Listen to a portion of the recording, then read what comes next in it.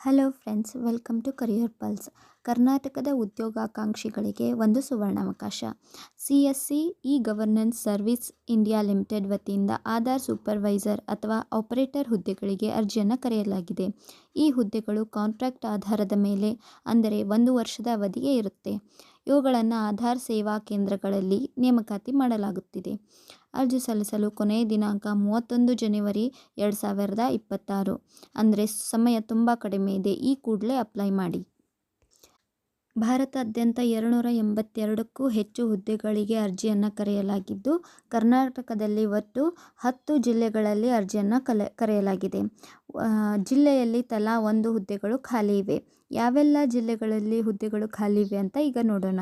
ಬೆಂಗಳೂರು ಗ್ರಾಮಾಂತರ, ಚಾಮರಾಜನಗರ, ಹಾವೇರಿ, ಕೋಲಾರ, ಮಂಡ್ಯ, ಉಡುಪಿ, ಬಾಗಲಕೋಟೆ, ವಿಜಯಪುರ, ಕಲಬುರಗಿ ಮತ್ತು ಬೆಳಗಾವಿ. ಈ ಜಿಲ್ಲೆಯ ಅಭ್ಯರ್ಥಿಗಳು ತಮ್ಮ ಜಿಲ್ಲೆಯಲ್ಲೇ ಕೆಲಸ ಪಡೆಯಲು ಇದೊಂದು ಉತ್ತಮ ಅವಕಾಶವಾಗಿದೆ. ಇನ್ನು ಈ ಹುದ್ದೆಗೆ ಅರ್ಜಿ ಸಲ್ಲಿಸಲು ಬೇಕಾದ ಅರ್ಹತೆಗಳೇನು ಅಂತ ನೋಡೋಣ. ಮೊದಲನೇದಾಗಿ ಅಭ್ಯರ್ಥಿಗೆ ಕನಿಷ್ಠ 18 ವರ್ಷ ವಯಸ್ಸಾಗಿರಬೇಕು. ವಿದ್ಯಾರ್ಹತೆ ವಿಷಯಕ್ಕೆ ಬಂದರೆ ನೀವು ದ್ವಿತೀಯ PUC 12th ಪಾಸ್ ಆಗಿರಬೇಕು, ಅಥವಾ 10ನೇ ತರಗತಿ ಜೊತೆಗೆ 2 ವರ್ಷದ ITI ಮುಗಿಸಿರಬೇಕು, ಅಥವಾ 10ನೇ ತರಗತಿ ಜೊತೆಗೆ 3 ವರ್ಷದ ಪಾಲಿಟೆಕ್ನಿಕ್ ಡಿಪ್ಲೊಮಾ ಹೊಂದಿದ್ರೂ ನೀವು ಅರ್ಜಿಯನ್ನು ಸಲ್ಲಿಸಬಹುದು. ಇದರ ಜೊತೆಗೆ ನಿಮಗೆ ಕಂಪ್ಯೂಟರ್ ಬಳಸುವ ಮೂಲಭೂತ ಜ್ಞಾನ ಇರುವುದು ಕಡ್ಡಾಯ. ಫ್ರೆಂಡ್ಸ್, ಇಲ್ಲಿ ಒಂದು ಪ್ರಮುಖವಾದ ಕಂಡೀಷನ್ ಇದೆ. ಕೇವಲ ವಿದ್ಯಾಭ್ಯಾಸವಿದ್ದರೆ ಸಾಲದು. ನಿಮ್ಮ ಹತ್ರ UIDAI ನಿಂದ ದೃಢೀಕರಿಸಲ್ಪಟ್ಟ ಆಧಾರ್ ಆಪರೇಟರ್ ಅಥವಾ ಸೂಪರ್ವೈಸರ್ ಸರ್ಟಿಫಿಕೇಟ್ ಕಡ್ಡಾಯವಾಗಿ ಇರಲೇಬೇಕು. ಈ ಸರ್ಟಿಫಿಕೇಟ್ ಇದ್ದರೆ ಮಾತ್ರ ನೀವು ಈ ಕೆಲಸಕ್ಕೆ ಅರ್ಹರು. ಇನ್ನೊಂದು ಮುಖ್ಯ ವಿಷಯವೇನೆಂದರೆ, ಈಗಾಗಲೇ CSC VLE ಆಗಿರುವವರು ಈ ಹುದ್ದೆಗೆ ಅರ್ಜಿ ಸಲ್ಲಿಸುವಂತಿಲ್ಲ. ಇನ್ನು ಸಂಬಳದ ವಿಷಯಕ್ಕೆ ಬಂದರೆ, ಕರ್ನಾಟಕ ಸರ್ಕಾರದ ನಿಯಮದಂತೆ ಸೆಮಿ ಸ್ಕಿಲ್ಡ್ ಕೆಲಸಗಾರರಿಗೆ ನಿಗದಿಪಡಿಸಲಾದ ಕನಿಷ್ಠ ವೇತನವನ್ನು ನಿಮಗೆ ನೀಡಲಾಗುತ್ತೆ.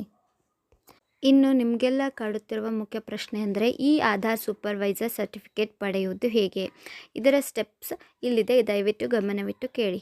ಮೊದಲಿಗೆ UIDAIನ ವೆಬ್ಸೈಟ್ಗೆ ಹೋಗಿ ನೀವು ಆಧಾರ್ ಕಾರ್ಡ್ನ ಆಫ್ಲೈನ್ eKYC XML ಫೈಲನ್ನು ಡೌನ್ಲೋಡ್ ಮಾಡಿಕೊಳ್ಬೇಕು. ಇದಕ್ಕೆ ನಿಮ್ಮ ಆಧಾರ್ಗೆ ಮೊಬೈಲ್ ನಂಬರ್ ಲಿಂಕ್ ಇರಬೇಕು. ನಂತರ UIDAIನ NSEIT ಎಕ್ಸಾಮ್ಸ್ ವೆಬ್ಸೈಟ್ಗೆ ಭೇಟಿ ನೀಡಿ ಅಲ್ಲಿ ಕ್ರಿಯೇಟ್ ನ್ಯೂ ಯೂಸರ್ ಮೇಲೆ ಕ್ಲಿಕ್ ಮಾಡಿ.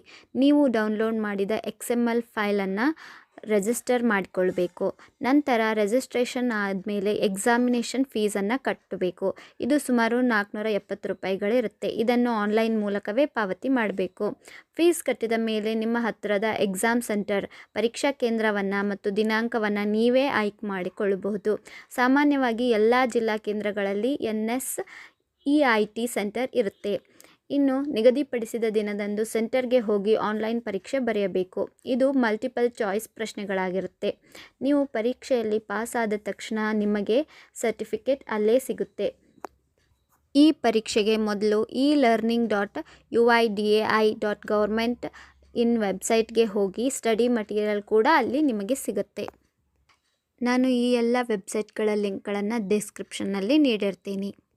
ನಿಮ್ಮ ಹತ್ತಿರ ಈಗಾಗಲೇ ಸರ್ಟಿಫಿಕೇಟ್ ಇದ್ದರೆ ಅಥವಾ ಸರ್ಟಿಫಿಕೇಟ್ ಪಡೆದ ನಂತರ ಈ ಕೆಲಸಕ್ಕೆ ಅಪ್ಲೈ ಮಾಡೋದು ಹೇಗೆ ಅಂತಂದರೆ, ಸ್ಕ್ರೀನ್ ಮೇಲೆ ಕಾಣ್ತಾ ಇರೋ ವೆಬ್ಸೈಟ್ಗೆ ಹೋಗಿ ಅಲ್ಲಿ ಕರ್ನಾಟಕ ರಾಜ್ಯವನ್ನು ಸೆಲೆಕ್ಟ್ ಮಾಡ್ಕೊಳ್ಬೇಕು. ನಂತರ ಅಲ್ಲಿ ಕೆಳಗೆ ಅಪ್ಲೈ ಬಟನ್ ಅಂತ ಇರುತ್ತೆ. ಅಲ್ಲಿ ಕ್ಲಿಕ್ ಮಾಡಿದ ಮೇಲೆ ನಿಮ್ಮ ಇಮೇಲ್, ಮೊಬೈಲ್ ನಂಬರ್ ಹಾಕಿ ನಿಮ್ಮ ರೆಸ್ಯೂಮೆಯನ್ನು ಮತ್ತು ಮಾರ್ಕ್ಸ್ ಕಾರ್ಡ್ ಮತ್ತು ಆಧಾರ್ ಕಾರ್ಡ್ ಸರ್ಟಿಫಿಕೇಟನ್ನು ಅಪ್ಲೋಡ್ ಮಾಡಬೇಕು. ಸಬ್ಮಿಟ್ ಮಾಡಿದರೆ ನಿಮ್ಮ ಅರ್ಜಿ ಸಲ್ಲಿಕೆಯಾಗುತ್ತೆ. ನೆನಪಿರಲಿ ಸ್ನೇಹಿತರೆ, ಕೊನೆಯ ದಿನಾಂಕ ಜನವರಿ 31, 2026. ಕೂಡಲೇ ಅಪ್ಲೈ ಮಾಡಿ. ವಿಡಿಯೋವನ್ನು ನಿಮ್ಮ ಸ್ನೇಹಿತರೊಂದಿಗೂ ಸಹ ಹಂಚಿಕೊಳ್ಳಿ. ಈ ಮಾಹಿತಿ ನಿಮಗೆ ಇಷ್ಟ ಆಗಿದ್ದರೆ ಲೈಕ್ ಮಾಡಿ, ಹಾಗೂ ಇನ್ನೂ ಹೆಚ್ಚಿನ ಮಾಹಿತಿಗಾಗಿ ನಮ್ಮ ಕರಿಯರ್ ಪಲ್ಸ್ ಚಾನಲನ್ನು ಸಬ್ಸ್ಕ್ರೈಬ್ ಮಾಡಿಕೊಳ್ಳಿ. Thank you.